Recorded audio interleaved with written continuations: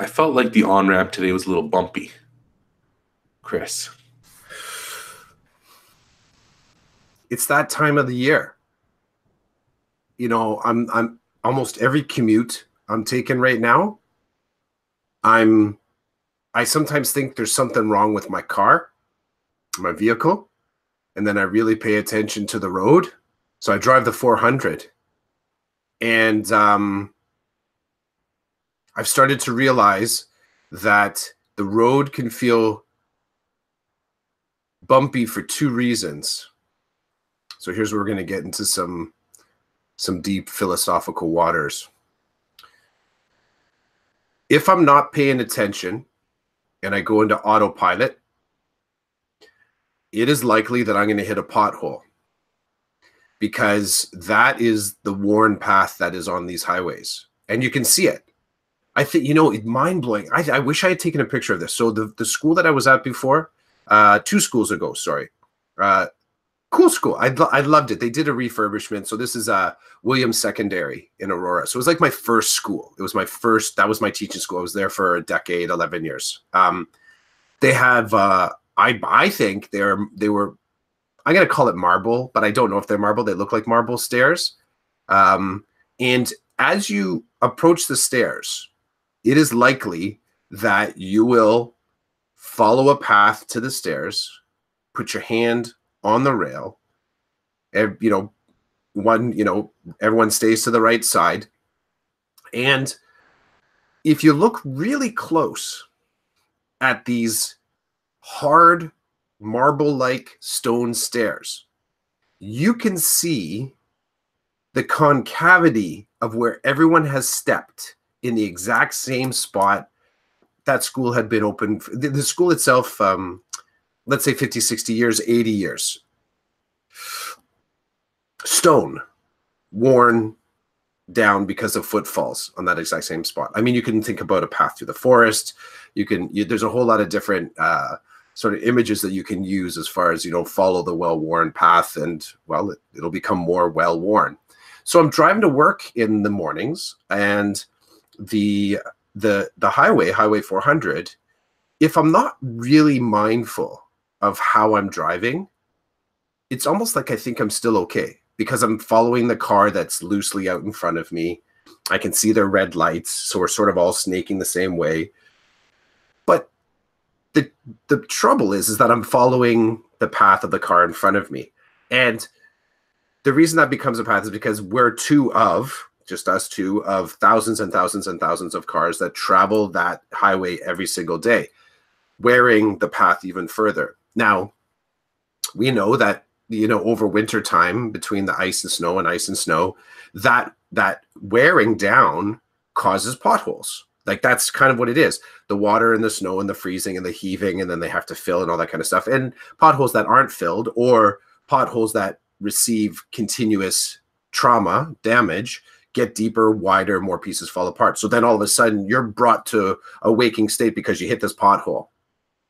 So that's the one reason, the road could be rough, is that you're hitting the potholes that everyone is sort of creating the exact same path. You're hitting the exact same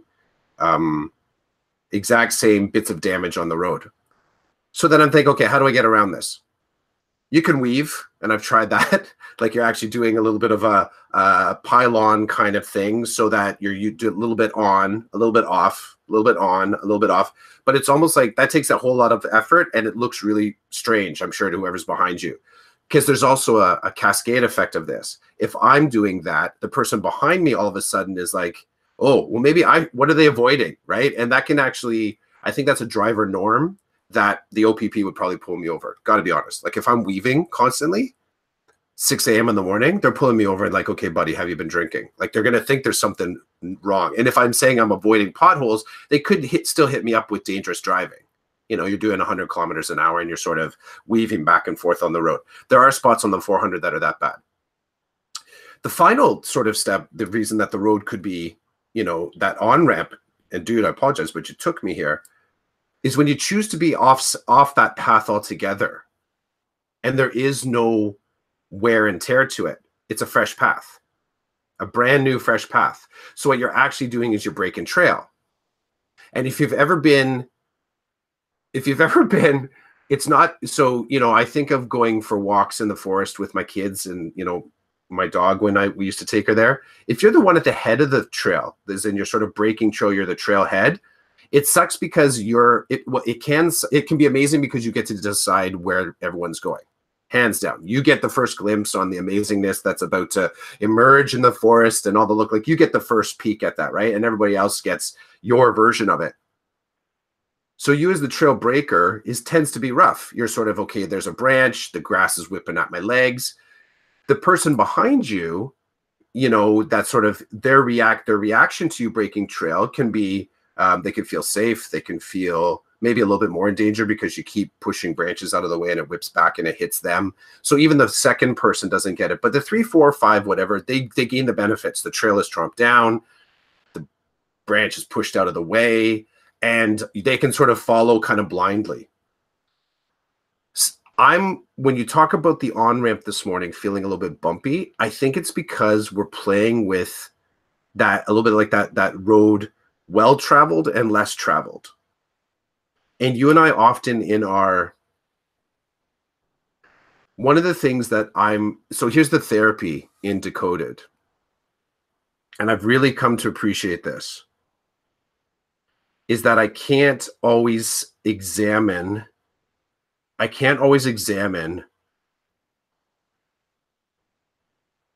well enough, detailed enough, emotionally enough, the things that I'm kind of going through, let's say as a dad, an educator, a human, a man, a husband, without the bounce back and forth that you and I have. I find it's not refreshing, and it's not always refreshing. There are things that I leave our podcast, I'm like I'm not, but I'm feeling something as opposed to it's just an item on the shelf. And I find that the on-ramp, sometimes the off-ramp, I think our off-ramp is getting shorter and shorter. I think because what we're doing is we're pushing longer into the podcast, or the on-ramp is longer than when we expected. But I really am starting to find the on-ramp opportunity to play with our week, kind of chat it out, and to reveal a little bit, just to kind of like do the open share, like what's going on. I think the bumpiness of it is entirely a measure of where are we on that path? Are we breaking new trail? Are we just getting whipped in the face, like by the person that is breaking trail? Are we on the tail end where stuff has kind of gotten easy? So we're looking to kind of, like if I'm the fifth or sixth person, I don't know if you've ever done this. If I'm like the fifth or sixth person, like back where if single file walking, I'm constantly looking for where's the passing lane. Like, because I feel like I'm too bound to too many people to follow their way. So there's probably a sweet spot of being number 3. Probably being number 3 in the row is like, you're okay. A little bit of a challenge. I got people behind me, people in front of me. I think this morning when we were talking, I think it was that we were 5th in line. I think it was a conversation because I don't know if it was as much breaking new ground, but at the tail end, looking for alternative paths. And it's going to be bumpy because as soon as you move off the trail, you're hitting rough stuff that isn't worn. You can, if you and I were the exact same height walking up those stairs at Williams, you were standing with your hand on the rail and I was standing in the middle of the stairs, because the stairs were probably 4 people wide. You could probably get 4 people. Dude, I'd be sitting another 3/4 of an inch higher than you. Like it was that much of a noticeable difference. You can actually see the curves in the stairs. That's what you got me thinking. And thank you, because I think I was just, this is a new way of looking. Because I think at the heart of it, I want to break new ground. I think I do. I think I want, part of the on-ramp was talking about the joy in our day and scrutinizing the things that, let's say, bring happiness, as in you're dependent on that thing to arrive to be happy. But what I like to think about inciting happiness as well, is in just holding the thought you're already happy and being present enough to kind of feel the difference. So, there are things about my life that are there's a lot of things about my life that are mundane. We talked about snow removal. Like, I enjoy snow removal, and I think about snow removal in not only a meditative way, as in back and forth and back and forth. You know, it's sort of wax on, wax off, wax on, wax off. I think about it in a technical fashion, as in, how can I have the fewest number of lines to remove the maximum amount of snow? I think about it on a technological fashion, as in, I really dig removing snow with a snowblower. How can I get less snow in my face? I'm going to angle that blower in a certain way so that, you know, I only have to do the one pass and it's not blowing all back on. But it's funny. Joy. I mean, I would agree. I would say that kind of thinking brings me joy. I've chattered too much. What are your thoughts? I like where you took it. I didn't even know you were going there. Neither did I. I was saying ground. Yeah. When you talked about, you said something at the beginning of your talk around like decoded therapy or something. I was like, uh-oh. Are we opening up shop now in the mental health space? I don't know. Thought that was funny in a way, just because we've got so much going on in our little minds. Mm-hmm. It's kind of fun though. It's kind of fun. But to reveal your thinking, I think, you know, part of us going into the whole, do we want to call it the DeCodEd project? Are we comfortable saying that? Like, you know, it's almost, there's a lot of cachet in calling it, and it's still a podcast. It happens to be a podcast. But it's more than just a podcast. It's more than just a podcast. And this is where I think the DeCodEd project has... it's also been an experiment, really. I get the project piece, but it's also been very experimental. Do you? Okay, so, you know, if you... I have spaces in my world where I make a list and I say, I'm going to have to tick that box off. We make no lists. We arrive at the end of the week, whether it's DeCodEd After Dark or DeCodEd Summer School or DeCodEd Sunday morning. Hey, because life was busy on Saturday, right? So we're arriving into these conversations, I think, when we talk about that idea of joy, it not only is something that I look forward to as a opportunity that I know I will enjoy when I'm in there, but it also inspires joy in my week when I think about, like, I get to taste the joy ahead of time. I can think to myself, this is just like snow removal. Like, you know what I mean? Like, it fits in that space. And I think it also fits in that space to a degree because we have the said and unsaid agreement that we're going to move at the speed of life.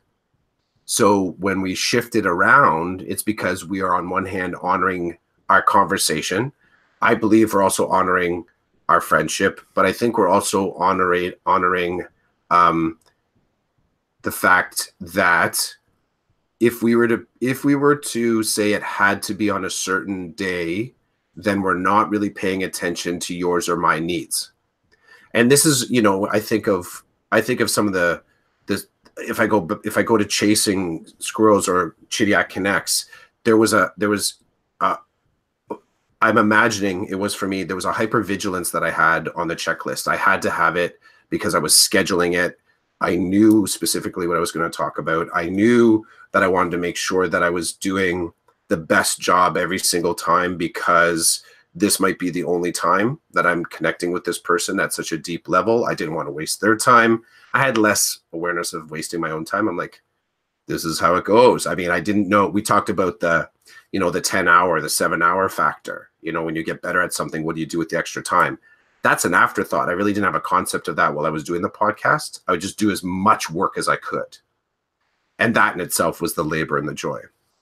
So, you know, I like the idea of this shifting into, at least mentally, for my mental set, you know, the DeCodEd project, because that's really, I mean, with all our side hustle that we have going on too, all the products, nicely put. You've got your serum. Yeah.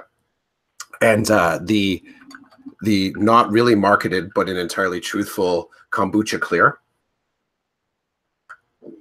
Cheers to you, buddy. So I like the idea of shifting it to DeCodEd project, only because you're right. I think we are evolving in a way through this, not to be, silly or selfish or untrue. I think it's because what we've discovered is the opportunity in this space to do a lot more than just pinpoint ourselves on education. And I think that's been a natural evolution. It makes me kind of freaked out a little bit about what season 3 could be about.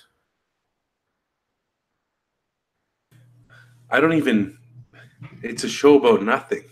So if we could throw Shref under the bus for a second. Yep. It's a show about nothing. Like I like that we don't have lists. I like that. How many times have we said, hey, I wanted to talk about this, but we'll save it for next week. And then next week comes and it's like nowhere to be found because we've lost it. Yeah, it's gone because other things have stepped up. And I love that about this podcast. Like I like that some days we do have a bit of an agenda. You'll come in with an idea or I will come in with an idea. But generally speaking, we just do it. We just talk about what's going on, what has happened, what's coming up. And we take it from there. And, it's gone on for such a long time now, 2 seasons, 1.5 seasons. It's like, and never mind this part of it, but I don't know about you, but I'm having some fun with what we're doing outside of this, like the YouTube channel, doing our little vlogs on the side, doing the creative stuff on the side. Like,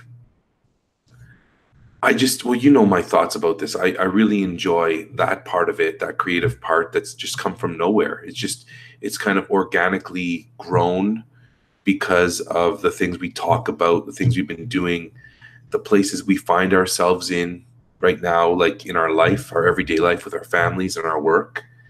It's for me, it's refreshing. It's also fun. I can't remember the last time that I sat down to do the podcast and felt like, oh God, I have to do this today. Like I don't get that feeling. So that's always a good thing. Kind of like when I have to go out and do the driveway, I'm not bothered I have to remove snow. I'm kind of looking forward to it. Do you feel the same way about lawn mowing? Yes and no. I'm going to take lawn mowing and I'm gonna broaden it out and call it lawn care. I enjoy the lawn care. Chris, what are you doing for all the people who aren't watching the YouTube feed? Does that actually do anything on your end? Where does other than make you look like a strange person? Is it making my eye look really big? Not really big, but yeah, I mean, you can tell there's a perspective based on the things around. What are you doing? Just messing. Christopher, what's happened to you? Finish your... I'm done, dude. I got nothing left because of you and your lawn mowing. Oh, finish your thought. I'll come back. Lawn care. I enjoy lawn care. There's something satisfying about having that nice thick lawn that's groomed and taken care of. I love it. It's fun. There, I'm done. I don't know where to go now with you and your eyeball. See, if we had a list, we'd be able to get right back on track because we have a list. We have no list. I was just messing with a magnifying glass. That's all. Yeah, that's all it was. And so part of what that came out of, and it wasn't intentionally to derail your thoughts, and it wasn't, I wasn't setting you up with the distraction of lawn care just so I could mess with a magnifying glass. The playing with the magnifying glass was just, I can remember taking some photos over the summer, and I was playing with the how the eye draws focal points. So I had a camera that I was trying to take a picture of something through a magnifying glass. And sorry, not a camera, my iPhone. And what the iPhone was doing is that, so when my eye looked at just the magnifying glass and the image, I saw the enlarged image. But when I put my iPhone in front of the magnifying glass, looking through to the item at the other end, the iPhone, what's that word? I'm dropping it right now. It didn't see its field of vision wasn't looking, it didn't stop at the lens. It went right through the lens and saw the item in its regular size. So the iPhone's focal length wouldn't see the image as my natural eye saw it. So that's what I was wondering with the camera here, when I put the magnifying glass up to it, whether or not it was looking through and seeing my head in regular size, or the lens actually distorted this lens on my webcam. And it did, because then I could see over in there's the little box at the side here, and I could see that it made my eyeball look really big. That's all that was. You know, it was like tech science. No, I'm not sorry that I distracted you. That was kind of funny. That was a good laugh. But my intention was not to be, I wasn't trying to be an ass. It just was accidental ass. Accidental ass. Okay. Accidental ass. Let's talk about the elephant in the room. This is the last week of school before March break. Yep. What are your thoughts? What's going on this week? So, I guess in the spirit of joy, you know, that having that thing coming down the path. And I know that I've set up intentional. We're doing some traveling. We're doing some playing. We got some events going on that we've intentionally put there. So I'm looking forward to spending time with the family, doing a little bit of travel. We're going to go to go to a hotel that has a pool. Like that's really simple. And I've told you about the road trip. I think, we're going just past out where you live for a few days. And then when we're back, I'll say it, I'm going to London, Ontario. And it's funny how when I say I'm going to London, I forget the Ontario, and people are like, oh, cool, I can't wait to go back to England. I'm like, no, we didn't aspire quite that high. So London, Ontario, we're going to hang out there, do some stuff around there. We're going to see family that we have out that way. Then we come back, we're going to go to do a day in Toronto. We're going to hopefully we have good walking weather. Because what I'm hoping to do, we're going to get TTC passes and we're going to do up the city. So I want to go to Chinatown. I want to go to Kensington Market. I'd like to go to Little Italy. Maybe in the East End. There's some spaces. There's a little space there that has a lot of Sri Lankan, Indian, and Pakistani vendors and culture. And the problem is I'm going kind of zigzagging here. And then Ronsonsvale's area, there's a Polish community there. So I don't know. We're kind of going to do It's a Small World tour of the city. You know what I should do? Should I surprise? See that I'm working this through right now. I should totally surprise the fam and book a hotel room so that we stay over and we do a 2-day. I'm whispering only because I don't know why. The whole internet maybe hears about. I should do that, because as I'm working this through, it's almost like I got to do east side, west side of Toronto. Like I don't know south. There's, as far as I know, not much south-ish, but I mean, there's some stuff in the north. But it's the east-west divide that you get the good stuff. Okay, I'm going to think that through.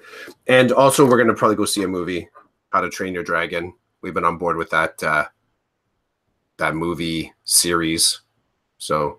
I think it's How to Train Your Dragon 3 closes out the trilogy. So that's the week. That's the week. I'm not going to promise myself I'm going to do any work. None. Okay. How about you? Similar to you, I'm looking forward to getting through this week and getting to the break. I'm just looking forward to some downtime. Like, I have no formal work plans. So like if I'm, if I see something on the internet or an interaction with someone gets me thinking about an idea that I could take back to my students, then that's great. But I'm planning on not doing anything that involves work. The family as well is looking forward to going away for a couple of days. We're thinking Niagara Falls. So Cool. that's my wife is in the middle of trying to figure that out. Uh, Are you going to do water parks? I think that's the idea. I think water park is the idea, and then like maybe a little visit to the United States of America. My wife has some thoughts about some things she'd like to do over there for like half a day. So that's kind of on the radar, and I'm just looking forward to it. So this week, Tuesday is Pancake Tuesday or Shrove Tuesday because Wednesday is Ash Wednesday. So um, it's this is going to be a heavy week because my class and a couple of other classes are responsible for the Ash Wednesday um, activity at the church next door, and so that's like heavy on my mind because my students are responsible for part of that. I'm responsible for part of that, but I want to do something special with my students on Pancake Tuesday. And big thumbs up to Lee Martin, an Ontario educator, the Daredevil EDU. I was having a back and forth with him yesterday on Twitter, and he is going to be baking a king cake. It's a Mardi Gras thing. He's going to be baking a king cake for his class. And so I saw the picture and I read his tweet and I kind of said, "Tell me more about this." And so, maybe if I can find some energy, maybe I would like to do something for my students that's a little bit different, a little bit special for Pancake Tuesday that doesn't involve pancakes as part of our journey as Christians towards Easter. Anyway, so that's kind of like that's a big thing that's happening for me midweek, like in terms of work. And then when that's over, we're going to finish out the week and take a week off, have a break. That's the plan. It's good stuff. There's not a lot of hockey going on, which is nice because my son's hockey schedule has been intense, and we got a break. So he has a game today and a game next week, and then it's like preparing for the playoffs, and so then the playoffs start, the semifinals or whatever, and it's really good that for some reason the schedulers made an error, and so there's two more teams that have to play, and they're playing at the end of March break, which means that we don't have any hockey during the March break. So it's kind of nice that there's opportunity to do something fun with the family. We could travel a little bit and not have to sacrifice something that he is really into and committed to so that we can get away. Yeah, similarly, you got me thinking. So my guy, Jake, he's got basketball, right? So this is his first. So it was kind of like basic skill basketball is what he was in prior to this current session. So this new one that he's in, he's moved up an age range. So now it's half practice, half full game. And I checked the schedule and I was thinking there is no I was kind of hoping there was some play over the March break, but there isn't. So there's no games this upcoming weekend and no games on the tail end of March break. It's not until we're back the following Sunday after we're back, which is mind blowing to me in a lot of ways. Cause when those of like, that's something I really look forward to. I'm really looking forward to see him on the court. He's had 2 sessions. They had an assessment session where the coaches got to see all the kids and they kind of distributed the kids accordingly, sort of like an even distribution. And then yesterday was his first game, and I was at the conference yesterday, which they didn't release the schedule very quickly, and I felt I had to commit to the conference in order to get a seat at that conference. So it was unfortunate, but Karen. So my wife was able to go see him play basketball twice. So I'm jonesing. I want to see the boy on the court throwing the ball around. Hey, I appreciate last week you taking the time to capture some of your Saturday moments on video because I don't think anybody's watched it, and that's okay. But last week, I don't know if it was before or after on the podcast. I think it was after. I politely asked you if you could grab some footage of your Saturday. I would grab some footage of my Saturday, and we put it together. We make like what does a Decoded podcast look like after the podcast on a Saturday? And it was cool because we both had things that we were doing that were kind of out of the ordinary. And if you don't mind, I'd love to talk about the making of that quick little, I don't know, 1 minute video or whatever it was. But it was so cool to see. So, I mean, I was being a little bit selfish because I had a great day lined up, right? Like we had the Decoded podcast. My son had a hockey game. We went out for an awesome lunch. And then my son and I went to see amateur wrestling in Kitchener, which was interesting, dude. I can tell you, like, I can talk to you about that now on the internet, and I can also talk to you about that privately, about my thoughts and feelings. But so that was cool. And then your footage was great, like walking into the shoe store, watching your boy try on his shoes, doing some shopping, going tubing. Like, it was a loaded Saturday for both of us. Yeah. No, it was very cool. And it's funny, you know, when I think about so one of the things that I don't do, I think, as well as you, is I don't have the eye. I don't know if it's the eye or the decoded spidey sense to say this is a moment that I want to capture. Like I want to sort of have another I want to have another version of this. I want to make sure that I sort of grab this for review later. I have, like many people, kind of embraced the selfie culture, and I'll drop pictures of myself doing things on there, and I sort of, in general, will kind of take photos that are kind of like major milestone photos, but I don't grab a lot of sort of like filler tape. Like I don't do a lot of that, sort of like the smaller moments in between. It kind of, for me, tends to be aha moments or things that will remind me of aha moments.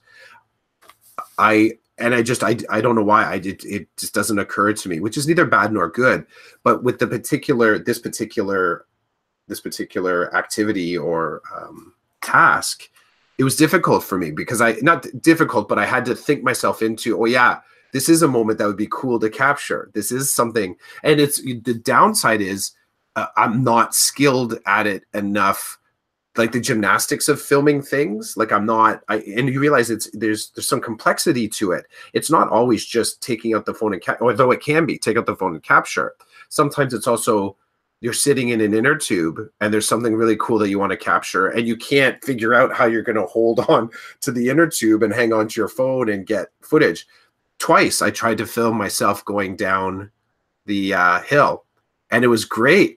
They were both amazing rides. Both times I only hit the record at the bottom of the hill. So I have this footage of me finishing. I thought I hit record, but I didn't. And the whole time I'm like, yeah, this is awesome. Like sort of like the whole look around, like it would have been a good piece of tape, but I didn't get it. So that was my first thought on that. The second thought is that, the two walking up to the store struck me as a kind of like a universal theme kind of a photo, because often your act, whatever you think you're going to do, sometimes entails repetition of the exact same thing. So we had to go to one shoe store, there was nothing there. Then we had to go to another shoe store, then there was nothing there. And then we're at another shoe store, finally the third one. So that how that played out in the video was cool too, because it was like, okay, attempt, completion. So I like the way that you framed it and stuck it together. But Did you end up? Oh, sorry. No, go, man. Did you end up getting your own pair of shoes? No, so what was interesting is I have total shoe envy for my son. So the pair he got, which I think are what's the H? hardware. Oh, I can't remember what the brand name is, but I think it's an H. Anyways, the pair that he got, the colors are amazing, and I wanted those in an adult size, but they didn't have them. Yeah, it's like this really sharp red with a sort of red sole with a blue top on it, like almost like an aqua, really high contrast, and the profile of the shoe looks really nice. So I went and looked, and I'm like, yeah, they're only in the kids' shoes. At a good price point too, right? But that was, I mean, moments like that. What I loved is that you sort of captured for me, you know, a rite of passage. Like, these are his first basketball shoes. Like, this is a thing. He's moved from, to be honest, because he wrecks shoes a lot. So he, you know, getting the Walmart specials so that he could just rip them up whenever. So these were the first. This is sports gear. So that was cool. I enjoyed the task. I enjoyed the you guys shopping at Best Buy. I just thought it was funny. Your son's, he was pointing at a monitor or something, and then all of a sudden you take the video game controller and just put it right in front of the camera. Yeah. That was, and then you show me what your wife bought. Like, it was I don't know. There was something, that moment. It's such a universal family moment. Like when you're all out. And we did that the other day, Friday, after dinner. We had dinner at a restaurant that was right at the mall. So we went into the mall, and it was an interesting experience. It was an experience that I have not had in a long time. And I think it's because my kids are old enough that we can communicate back and forth, and we don't have to worry about their safety. And so we go in, and my wife wanted something in particular. So as we're walking through the mall, it was funny because we were kind of jabbing each other with verbal jabs, having some fun with each other. And I had this family moment. I had a moment of, this reminded me of when I was growing up, and my family would go to the mall and we'd go back and forth. And then, you know, my wife couldn't find what she was looking for. So then my son says, you know, there's this line of clothing, and I'd really like to get a sweater. And we're like, okay, well, like, let's check it out. So then we're in a store shopping for him, which reminded me when I was a kid, and we'd go in a store, my parents would shop for me. It was an interesting back and forth. And I have to tell you, though, that the kicker for me was it was multi-layered. This whole experience was multi-layered because as we're in the store shopping for my kid, you know, he finds a sweater, and it's like one of these designer popular things right now. And I would say it's expensive, right? And he ended up paying for half. But the difference between my family now and my family growing up was, my family growing up didn't have money to spend the way I do now, right? So it was like, we'd go to the mall, we'd check things out, and we'd buy stuff or whatever, but it was different. It was different. And so for that, I felt some gratitude, you know. I felt, what's the word I'm looking for? Like, appreciative of the life I have, the employment I have, having a family to be able to argue with, to be able to buy things for, to share fun and sad moments in that time. It was a really cool feeling, good and bad. But yeah, last Saturday was good too, right? Last Saturday was good because at my son's hockey game, you know, his mom was there, his grandparents were there, and then after hockey, we were planning on going out for lunch, and we invited grandma and grandpa. They said they could go, so we all went, which is even cooler because then my kids get to hang out with their grandparents. And I like my wife's parents, so that's cool too. She likes them, and so it works. And we had a wicked lunch, which I think I sent you the pic, made you a little jealous, I hope. But It did.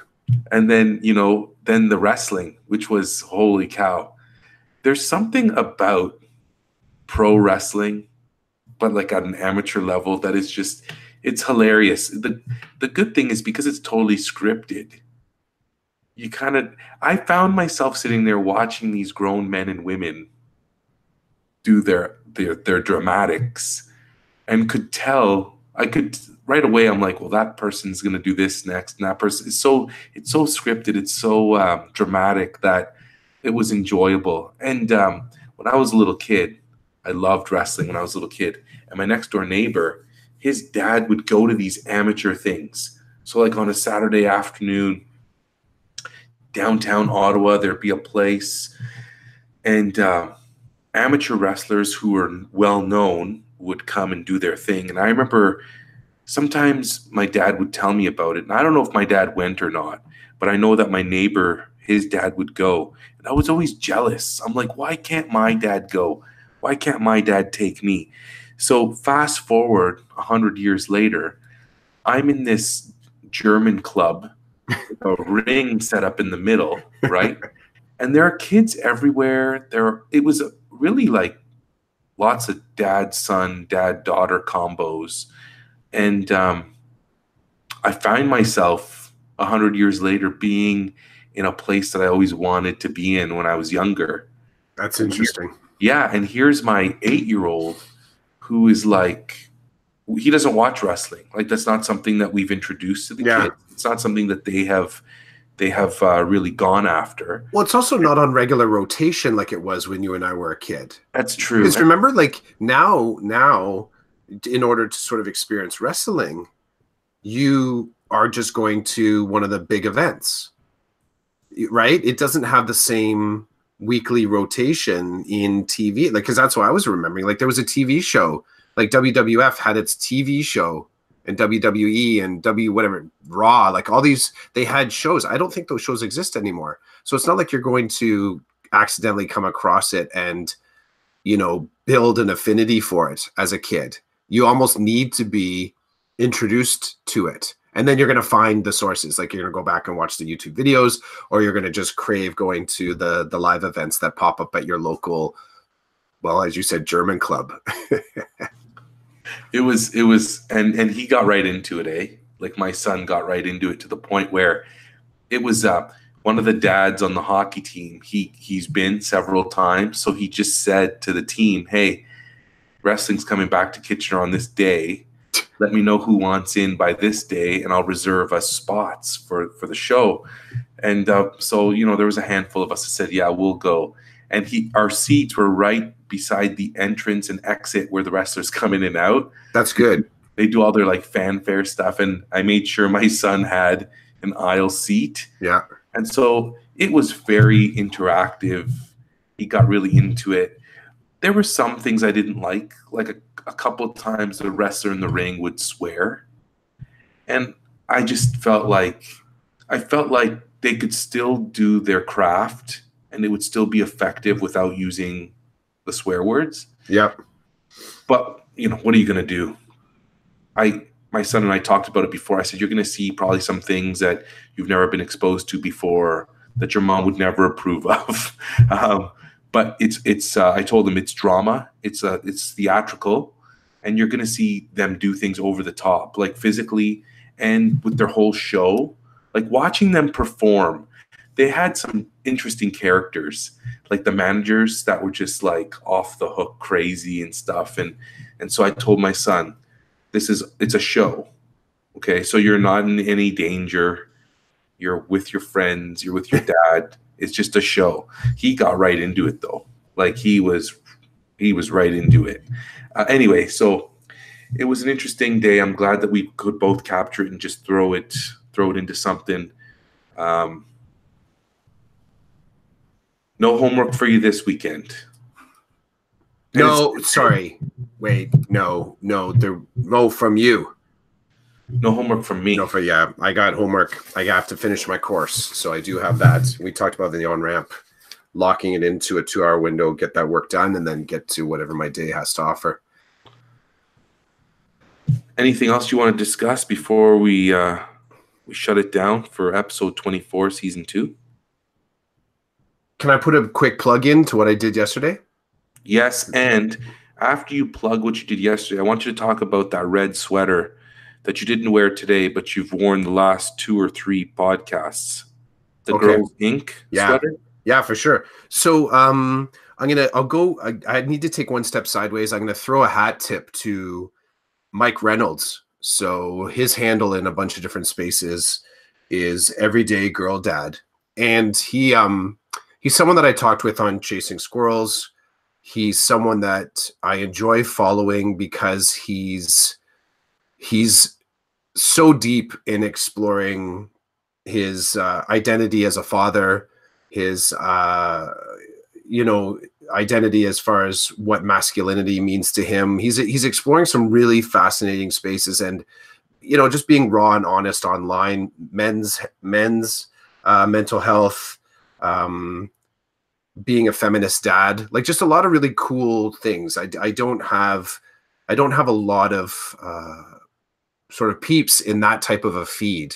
So he's a standout. He's a good guy to talk to, and he's connectable. So he sets sort of like that's sort of one space there. The next layer is me sort of enjoying and sort of connecting with him and talking to him about the things that he's going through and challenging his thinking has pushed me into spaces where I'm as does DeCodEd, pushing me into spaces thinking about who I am as a man, as a husband, as a teacher, as a human. So one of the groups, or one of the sort of resources that I've been kind of paying attention to and just loosely connected with is a space called Next Gen Men, and it's a group.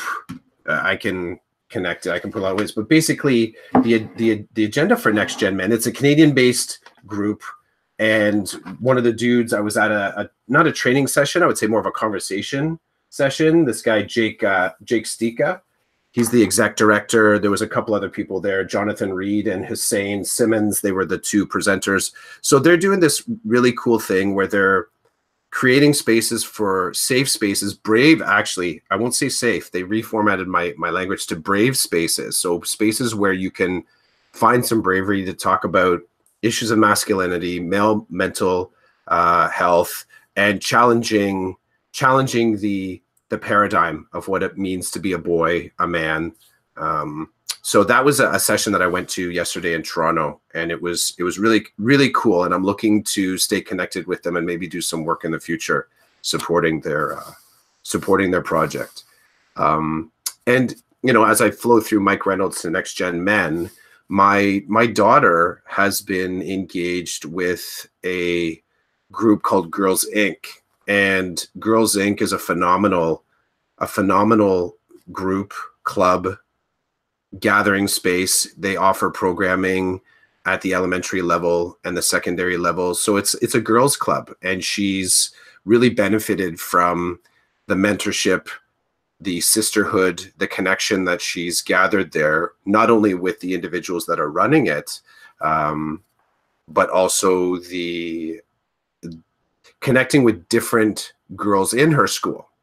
So the hoodie that you mentioned before is I got a Girls Inc. hoodie. So it's a red hoodie with the Girls Inc. I think it says Girls Inc. York region on it, but it's their swag. So it's the stuff that they sell in order to do some fundraising, but also to represent and get the word out. And it's interesting that you would bring that back up, because I have had several conversations with people that kind of start with, what is that? And inevitably land in a space of curiosity around dads supporting their daughters and their daughters' initiatives. So what does it mean? What could it mean to your daughter for her to see you wearing her team, her activity, her interest in the same way that you would more easily, let's say your son. So your son's hockey team, your son's basketball team, your son's Fortnite interest. So where you're kind of a bit of a billboard for your children, do we as dads, and I'll just say it because that's yours and we're in the dad zone, do we equally represent our children's interests? And does our self-concept, our self-identity sometimes limit us from thinking that it could be okay to wear a Girl Guide hat or a Girls Inc. hoodie. So part of it is I just love a good hoodie. Fits fine. It's actually, this was like my wake up hoodie. I've had this one forever. This is like an old, the school that I first worked at. But later on, I already know I'm going to be, after I grab my shower, I'm going to throw on the Girls Inc. hoodie and go about my day. So it's purposeful. It's also a tribute to my daughter and the amazing, creative, and powerful individual that she is. But I'm also aware that it pushes people into areas of thinking that I'm not sure, from my experience so far, I'm not sure if dads are thinking that way. I would encourage dads to wear the swag from their daughters' groups. And I think this is specific to dads because I don't think moms wrestle with the same image challenge. I have seen moms rock their son's sports team jersey in the same way that they've got their Girl Guide t-shirt on. But I think dads fall into an interesting space there. And I would put that out there. No homework for you and me. We're okay. But if I'm putting out homework to dads, what's your connection to your daughter's activities beyond just the, daughter, you're doing a great job? Are you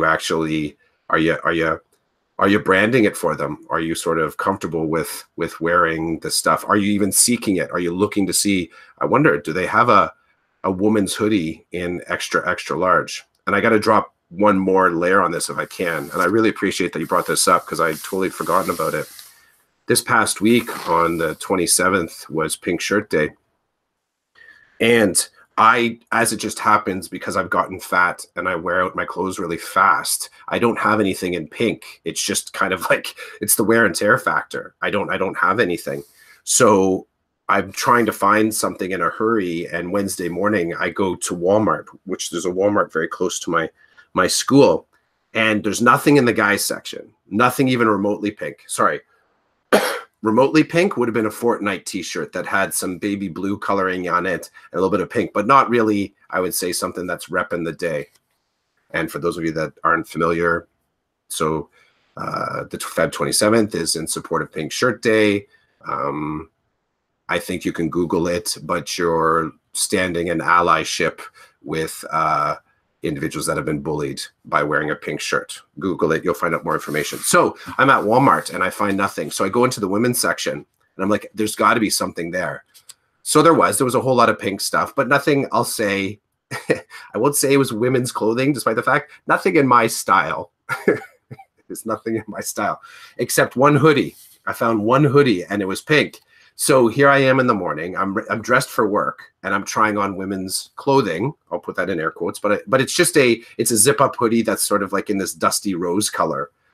And it was funny because it was 4 times XL. And I'm like, perfect. When I'm trying to consider the difference between men's and women's sizing, I'm like, maybe that makes a difference. But I put it on, it was too big. Like it was so big to the point that I'm like, to wear it for the event, I get the power, but I also would probably wear the pink hoodie all the time. So if I'm going to buy one, also my finances, I'm going to buy one that fits. But it made me think about how that looked to people, because there were individuals there that were restocking the shelves and eyeballing me the whole time. Not so much when I was walking, and I'm thinking about the transition for them, because not when I was walking through and looking at clothing, because I think that's an easy swallow, looking for a gift, looking to pick something up for his wife or his daughter, his girlfriend. I was trying to imagine what the transition felt like when I took off my winter jacket and started trying on clothing. And just like wearing the Girls Inc. t-shirt, or just like every once in a while, Doug Robertson, the weird teacher, had a conversation with him about painting nails. And, you don't have to clean off. You can paint your nails because you like it. Guys, you want to do it, so be it. You can paint your nails because your daughter gives you a manicure, whatever. But it's just, again, this past week has been a zone of kind of challenging identities and challenging other people's thinking around, I guess, what it means to be me. And thank you for bringing that up, because I totally had forgotten about. I just kind of like sucked it in. I absorbed it in. No problem. I wondered as well, because you and I hadn't spoken about it. You had never told me about the Girls Inc.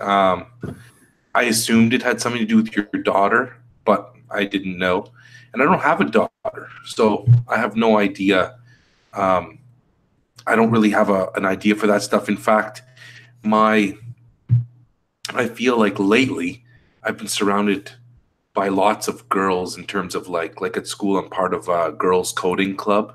I help the vice principal with that. And so obviously I'll be there working with the club, and it's all girls, and all the staff members that help are female. And then there's me. And then at my TED club meeting on Friday, none of the boys showed up. So it was just the grade 8 girls. Just one of those things, I guess, eh? And then I guess the opposite of that is when I go to my son's hockey. It's all guys. So it's like, it's that life, I guess, balancing itself out, so to speak. But anyway, yeah. When you talked about, I'm going to say this before we go, if it's okay with you. When you were talking about, like, you know, if guys want to paint their nails or whatever, go nuts, do it.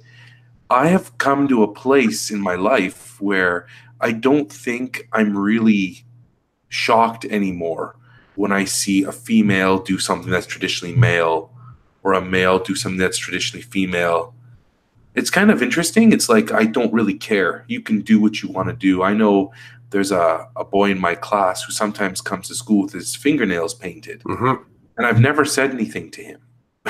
But one day he says to me, it was funny, we were I was giving him the gears. We were doing writing, and so he came to conference with me, and I was talking to him about his writing, and I think I was in the negative zone a little too much, and I'm just going through this work, and he says to me, "How come you've never asked me why my nails are painted?" And I'm like, I don't know. I said, I guess it's just, I figured it's something you like to do, and I don't really feel I need to ask about it or talk about it. He goes, "Well, let me tell you." And then he tells me, you know, sometimes when his sister's doing her nails, she'll do his too. And then I'm like, okay, well, do you like it? He's like, yeah, I don't mind. I said, that's good. You got to do what works for you. And it was funny because I think the other kids in the room have wanted to know, but haven't asked because they had a feeling it would come off in a negative way. And he's never advertised it. So it was kind of one of those things. But from my perspective, it was like, I don't care why you paint your nails. You can paint your nails, you can color your hair, you can do whatever you want. Both of my boys, you know, put their hair in a ponytail. They've got like a man bun. Both of them, their hair is long enough to do that. So who cares? I just wanted to throw that in there because I remember when I was younger. Oh man, do you remember back in the day when everything was so black and white around males and females? Like if a boy came to school wearing pink, or you found out that a boy had dolls at home or whatever, like I don't remember it being very good for that boy. Like based on my thinking back historically to when I went to school, you were going to be made fun of. And I don't remember a lot of people in that space that were open to, and maybe it's just the people I was with. I don't know. It just feels like today's things are much more open today than they were back when I was a kid. And even from my perspective, like, I don't care. You do what you want, because at the end of the day, it's all about feeling good about who you are, what you're about, and living your life. And if doing something in particular makes you happy and it keeps you out of a negative space and it's not harming anybody, then do it.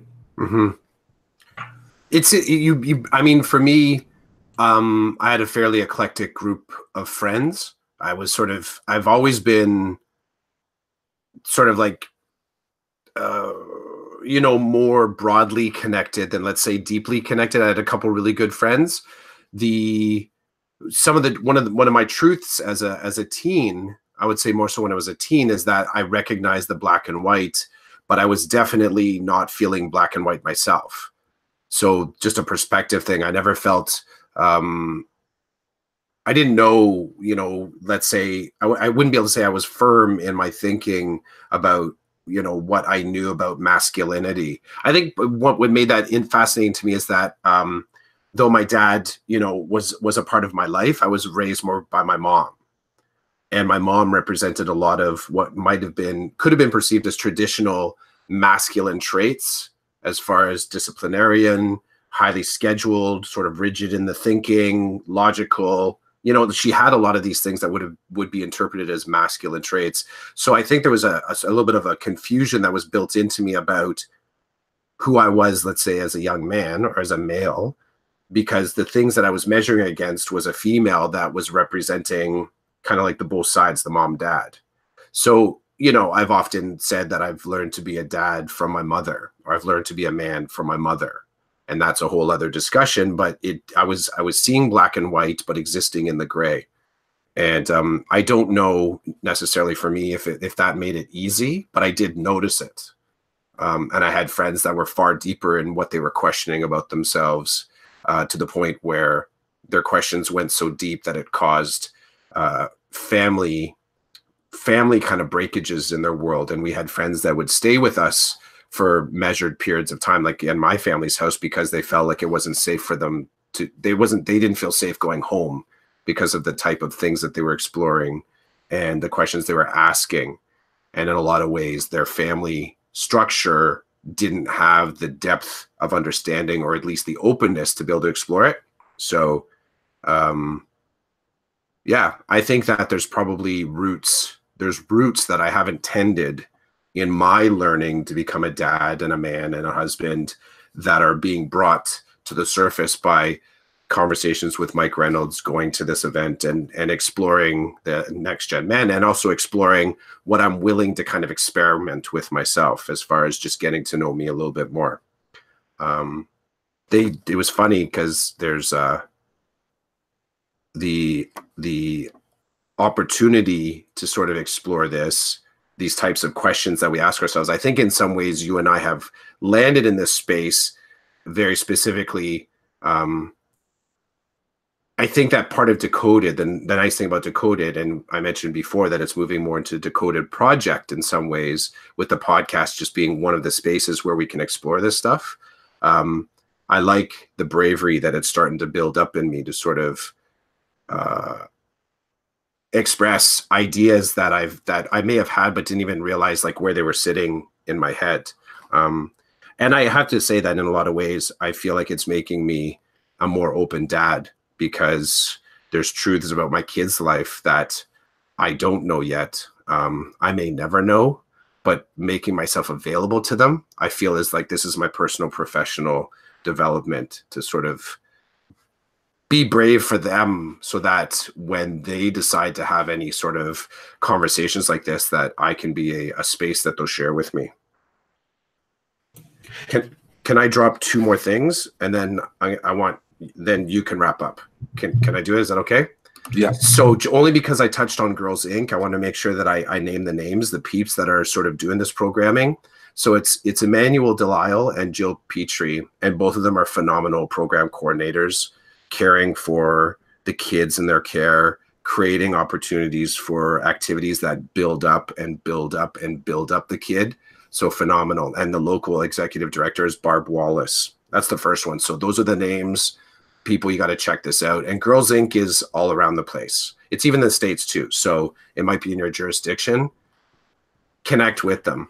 The other thing I just wanted to mention, in connection with the Next Gen Men thing I went to yesterday, I sat with Chrissy, and she was repping, Christy, she was repping this, which was pretty fascinating to me. It's called Bad Subject, and it has to do with, she brings in a group that will talk about informed consent. So specifically talking about students explore boundaries, nonverbal communication, rejection, media, sex in age-appropriate ways, and social dynamics. Our facilitators are young and relatable, use stories and answer students' questions honestly and accurately. So it's free workshops that come into schools and talk about responsible social interactions with kids. So she was very approachable and very cool to talk to. And they can be found on Facebook, Bad Subject, Twitter @Bad Subject, and on Insta a bad subject. So worth checking out if anybody was interested in that. So there's the advocacy piece. It was a very good meeting yesterday. I really enjoyed that meeting. Very cool. This is how I'm going to end it. Do it.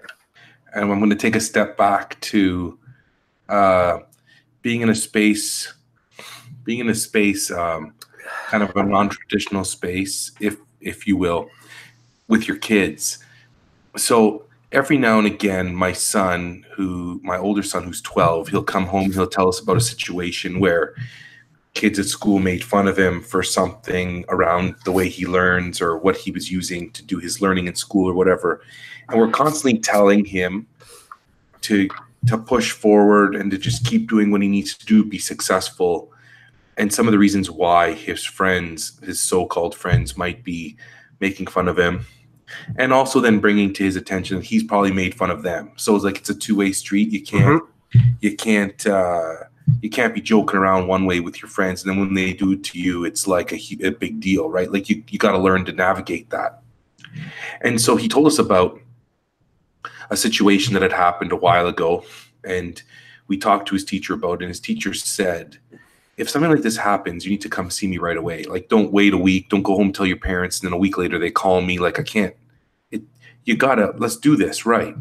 And so we were driving to dinner on Friday, and my wife said, hey, he's got something he wants to tell you. And so he's telling me the story of how this one kid started making fun of him, and he used some language that we don't believe is appropriate. And we had made that clear to the teacher before. And so my son went and told the teacher, like, this is what this guy just said to me.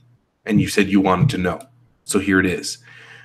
And apparently the teacher dealt with the situation like ASAP and dropped the hammer hard to show the kids like what's reasonable, what's not reasonable, what's acceptable in that class community, what's not. And then at recess, my son's friends were saying, well, why'd you tell on so-and-so? And my son just said to them, because what you guys are saying hurts my feelings.